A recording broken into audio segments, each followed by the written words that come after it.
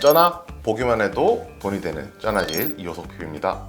카카오페이는 지난 24일에 증권신고서를 자진정정하고 11월 초에 이제 다시 상장을 추진하겠다라고 내용을 밝혔습니다. 상장 일정 자체는 한 3주 정도 미뤄지게 되는데요. 그렇지만 공모 주식 수라든지 공모가 자체는 변함없이 유지하기로 결정이 되었습니다. 구체적인 일정을 말씀드리면 10월 20일, 21일 양일 동안 기관을 대상으로 한 수요 예측을 진행해서 최종 공모가를 결정을 하고요.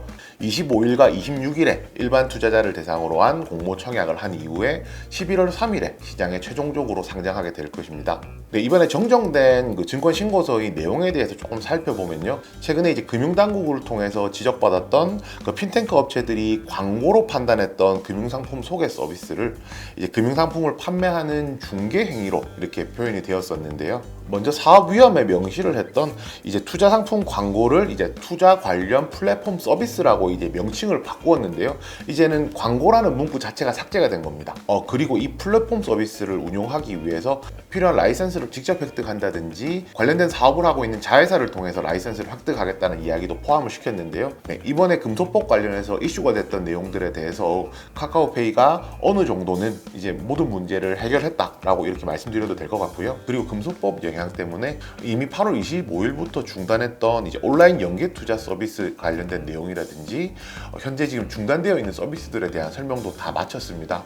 이런 것들이 언제 재개가 될지는 모르겠지만 어느 정도 카카오페이가 할 수 있는 사업과 할 수 없는 사업에 대해서 명확하게 좀 선을 그었다라고 할 수 있을 것 같고요.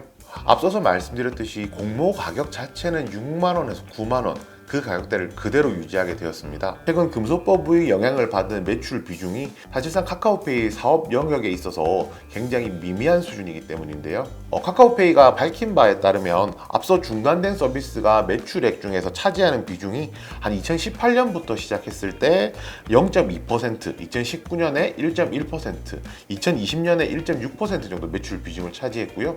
2021년 올해는 상반기까지 했을 때 한 1.2% 정도 매출 비중을 차지한다라고 합니다. 사실상 매출 비중이 거의 크게 없다라고 봐도 무방하고요. 그렇지만 이 서비스를 통해서 사업을 추가적으로 확장할 수 있다. 그런 확장성에는 제약이 걸리겠지만 당장의 실적에는 크게 영향이 없다. 그래서 이제 공모가를 6만 원에서 9만 원 그대로 유지할 수 있는 근거 중에 하나가 되었던 것입니다. 네, 카카오페이는 적정 시가총액을 17조 8천억 원 정도 지금 추산을 했습니다. 앞서 상장했던 카카오뱅크의 시가총액이 한 30조였다는 걸 생각해 본다면 카카오페이도 한 18조 정도면 적당한가? 적당하지 않은가? 이 부분에 대한 좀 의문이 들 수도 있는데요. 분명하게 짚고 넘어갈 것이 있습니다. 카카오뱅크 같은 경우에는 정부가 정식으로 인가해준 은행 사업자거든요. 그렇기 때문에 은행으로서 할 수 있는 사업이 정해져 있고 수익 구조라는 것이 분명하게 정해져 있는 형태라고 할 수가 있습니다. 우선 카카오페이의 누적 가입자 숫자는 3,600만 명입니다. 온라인으로 물건을 구매하거나 편의점에서 결제를 하는 사람들이 카카오페이를 굉장히 많이 이용하고 있는데요. 쉽게 말해서 카카오페이 수익 구조는 결제를 할 때 수수료를 수취하는 그런 구조로 되어 있습니다. 그런데 아무리 많은 가입자를 확보하고 있다 하더라도 결제를 통한 수수료 수익만 가지고 이 회사의 가치가 18조라고 표현하는 것은 사실상 어렵다라는 것이 제 생각입니다. 네, 그렇기 때문에 카카오페이는 스스로를 간편 결제 사업자라고 하지 않고 플랫폼 사업자라고 표현했습니다. 결국 간편 결제 사업을 기반으로 해서 이 플랫폼을 확장함으로써 새로운 사업에 투자를 하고 그에 따라 수익을 거둬들이겠다는 말인데요. 그 사업이 어떤 것이냐면 이제 대출 비교 서비스, 금융상품 광고 서비스, 이제 금융상품에 대한 중개 서비스 이런 부분들이 해당이 될 것이고요. 사실상 소비자가 접할 수 있는 대부분의 금융에 관한 모든 서비스를 제공하는 것이 카카오페이가 추구했던 플랫폼의 목적이라고 할 수가 있습니다. 현재 카카오페이는 국내 간편 결제 송금 시장에서 전체 1위 사업자입니다. 지난해 거래액이 67조 원이었고요. 올해는 현재 상반기까지 47조 3천억 원으로 순항을 하고 있는 상황입니다. 최종적으로 카카오페이는 결제 송금 서비스를 기반으로 해서 보험과 대출, 투자와 같은 다양한 서비스를 제공하는 금융 플랫폼 사업자로서 진화하겠다는 것이 그 최종적인 목표라고 할 수가 있습니다.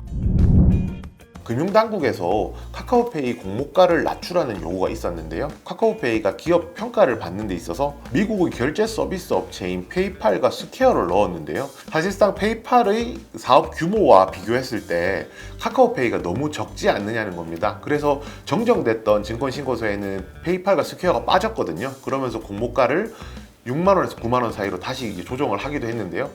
이런 과정들이 결국에는 카카오페이의 적정한 가격을 찾아가는 그런 과정이라고 생각을 하고요. 상장 전에 이런 과정을 충분히 거치게 된다라고 하면 오히려 상장 시에는 적정한 가격을 평가받기가 조금 더 나을 것이라고 생각합니다.